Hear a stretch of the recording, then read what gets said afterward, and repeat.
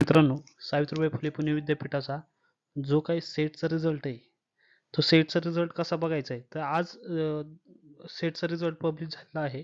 तर set exam हे युनि पुणेच्या वेबसाईटवरती आल्यानंतर तुम्हाला सेट एक्झामिनेशनवरती क्लिक करायचं आहे. सेट एक्झामिनेशनवरती क्लिक केल्यानंतर तुम्हाला नवीन विंडोवरती घेऊन जाईल, जे की सेटचं पोर्टल आहे हे.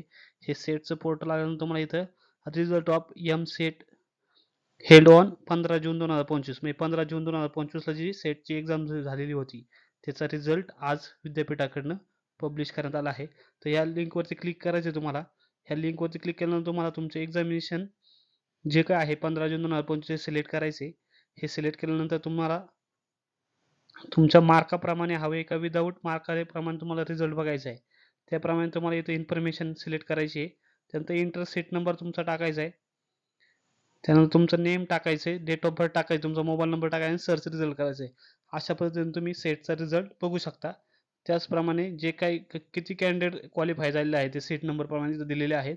त्यानंतर नोटिफिकेशन सेट क्वालिफाईड कॅन्डिडेटचं सगळं हे इथं नोटिफिकेशन वगैरे अपलोड केले आहे. त्यानंतर qualification cut off percentage category wise जो काय आहे, तो पण वेबसाईटवरती पब्लिश केला आहे. तर जे विद्यार्थ्यांनी सेट एक्झाम दिली होती 15 जून 2025 ची, त्या अशा विद्यार्थ्यांनी रिझल्ट पाहण्यासाठी तुम्ही युनिव्हर्सिटीच्या वेबसाईटवर जाऊन तुमचा रिझल्ट चेक करू शकता. धन्यवाद.